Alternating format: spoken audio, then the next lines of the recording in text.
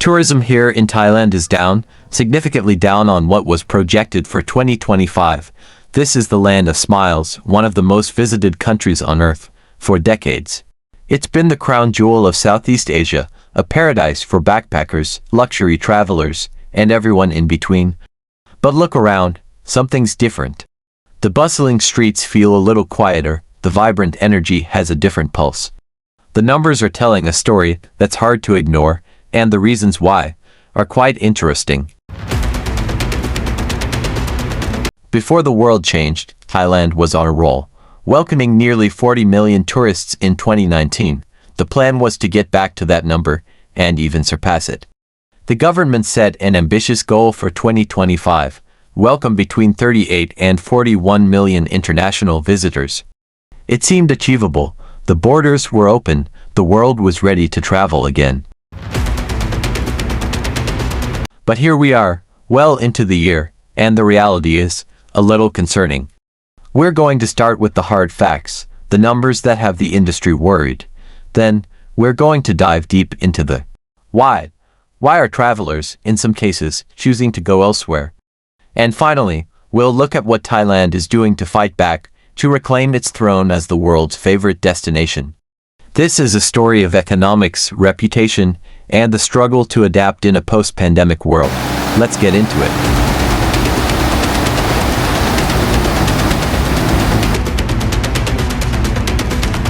So just quickly, we'll start off with some facts, and then we'll get into the why, the projected number of tourists to enter. Thailand in 2025 was 39 million people. A huge number, almost back to the pre-pandemic peak. But as it stands now, at the beginning of May, we're at just 12 million. We're nearly halfway through the year, and we're not even a third of the way to the target.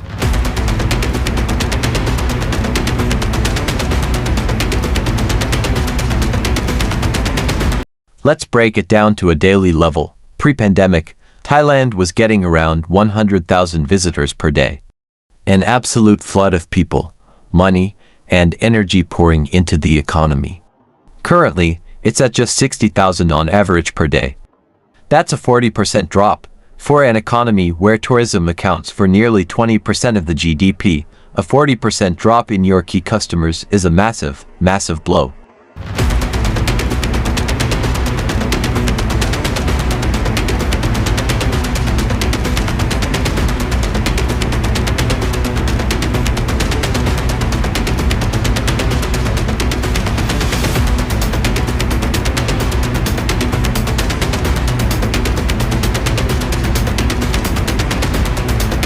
So just quickly, we'll start off with some facts, and then we'll get into the why.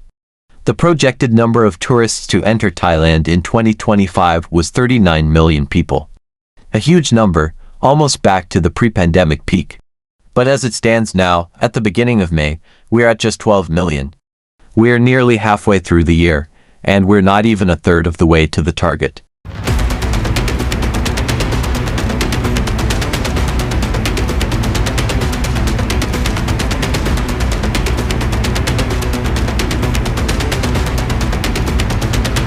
Those numbers are quite concerning. We are entering the low season now, the rainy season, so getting a huge influx of new tourists is going to be even harder. So, will Thailand make it to that 39 million? It's going to be quite challenging.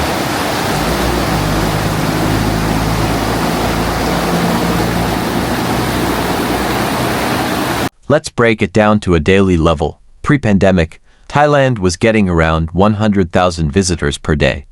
An absolute flood of people, money, and energy pouring into the economy. Currently, it's at just 60,000 on average per day. That's a 40% drop. For an economy where tourism accounts for nearly 20% of the GDP, a 40% drop in your key customers is a massive, massive blow.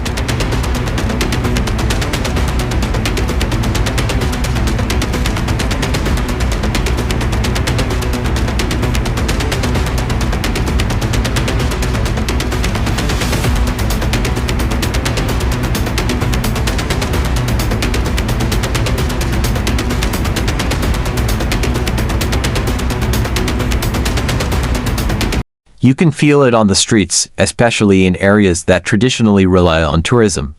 Businesses that survived the lockdowns are now facing a new struggle, a lack of customers. So, this isn't just about numbers on a spreadsheet.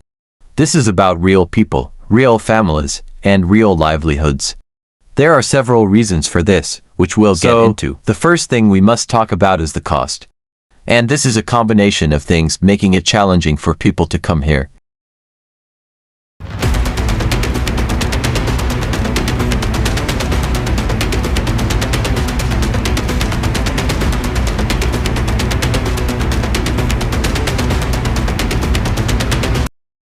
First off, the exchange rate. The Thai Baht is strong, really strong.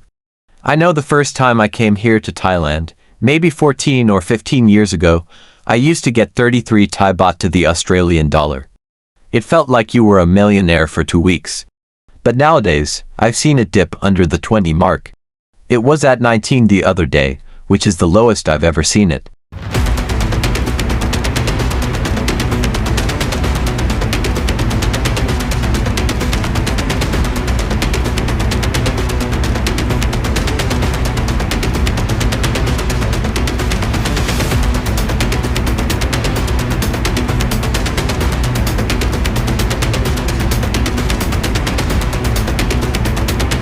Now this alone makes everything nearly 30 to 40% more expensive for many people before you've even bought a single thing. And one of the biggest benefits of Thailand, one of the reasons I used to come, is because it was a really affordable trip. That advantage is shrinking. The second factor adding to that is just general inflation, and that's happening everywhere in the world, I get it. But Thailand is definitely getting a lot more expensive, especially in the tourist areas. I would say the separation is higher than it's ever been between the tourist prices and the prices for locals.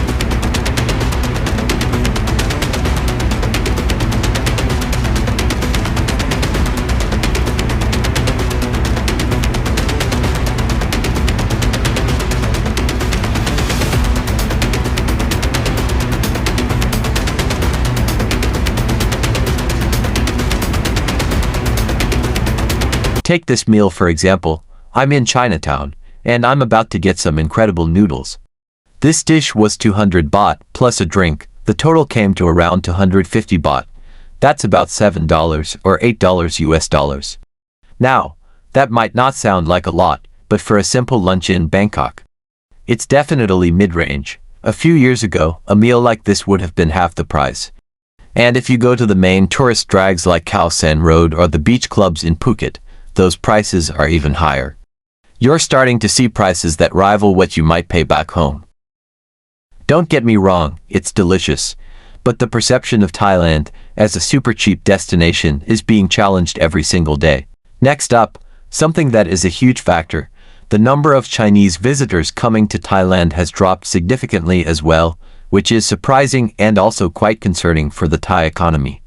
Recently, all the visa requirements for China were relaxed quite considerably. They can get a visa on arrival now. And you would have thought that would boost the numbers significantly. However, pre-pandemic, they used to average around 30,000 arrivals per day from China. And now, it's only at 14,000. That's a drop of more than 50%. Chinese tourists were the single largest group of visitors, and when half of your biggest customer base doesn't show up, you feel it.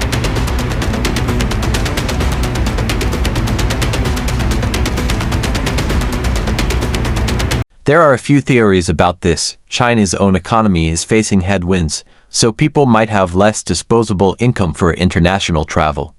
There's also been a big push for domestic tourism within China itself. But there's another factor, and it leads directly into our next point. While the numbers for Thailand are down, neighboring countries such as Vietnam, Malaysia, and Japan are seeing a boom. People are traveling, but they're exploring new options. The numbers in Vietnam have seen a nearly 60% increase year-on-year. In fact, their tourism numbers are now higher than pre-pandemic levels, the highest they have ever been. So why are people choosing Vietnam? I do think the cost is a factor. If you've been to Vietnam, you know it's incredibly affordable everywhere you go. A beer can cost you less than $1, a fantastic meal for just a couple of bucks. It offers that value for money feeling that Thailand was once famous for. There's also the novelty factor. For many Western tourists, Vietnam still feels a bit more off the beaten path, more adventurous. And this brings me to a tough but important topic: reputation and trust. Thailand is famous for its incredible hospitality, but it's also, unfortunately, known for its tourist traps. This is something I have felt and experienced for myself. The taxi scam alone. This is the first experience you have after arriving in the country. You're tired from a long flight, you just want to get to your hotel, and you have to battle with a driver to put the meter on. It's exhausting, it's frustrating, and it really paints a bad image for Thailand. It's not indicative of the experience or the culture here, but it's the first taste many people get. And it's not just taxis, jet ski scams, gem scams, tuk-tuks that take you on a special tour to their friend's tailor shop.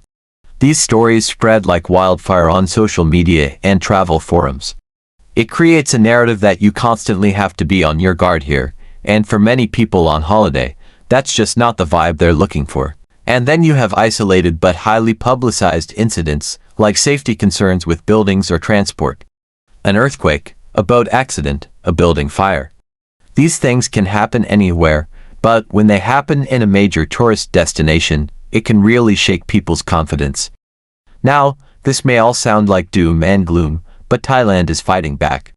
The government and private sector know there's a problem, and they are doing a lot to improve the experience for tourists. And some of these changes, I'm really excited about. First up, is implementing the QR code payment system for everybody. This has been a long time coming. This is a really good thing. The whole money, ATM, cash payment system here is a nightmare for tourists, with high withdrawal fees and the hassle of carrying cash. This is just going to make everything a lot more simple and secure. This is a game changer. The second thing is the digital arrival card. You can do all that online now before you even leave home. This speeds up the whole process at immigration. For a lot of us, we don't need the paper forms, but many countries do, and it slows down the entire process. This move to digital makes the arrival experience smoother and less stressful from the moment you land.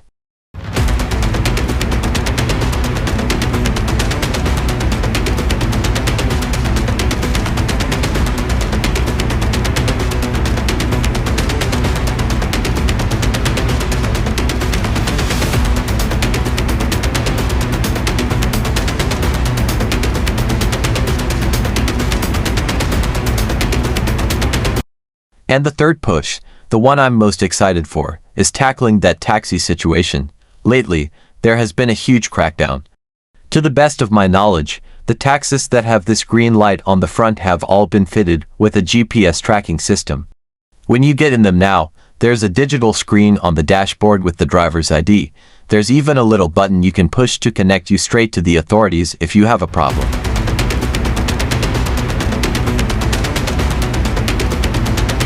And my experience has been this: every single taxi that I've gotten into with the green light has put the meter on, right away, no questions asked. This is a very refreshing change.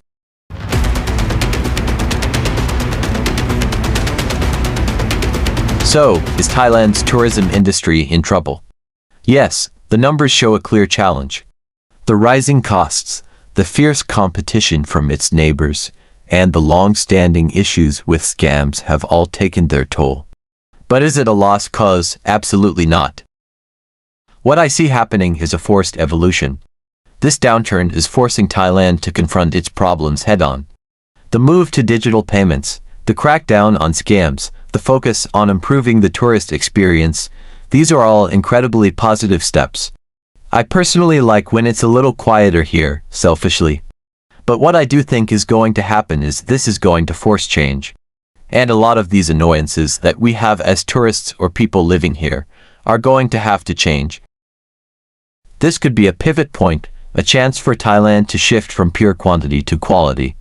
To focus on creating unforgettable, safe, and fair experiences that will have people coming back again and again, not because it's the cheapest option, but because it's the best option. The road ahead is challenging, but the potential for a stronger, more resilient, and even better tourism industry is there. I'm excited for what the future holds. What do you guys think? Have you been to Thailand recently? What was your experience like? Do you think these changes will be enough? Let me know your thoughts down in the comments below. As always, thanks for watching, and I'll see you in the next one.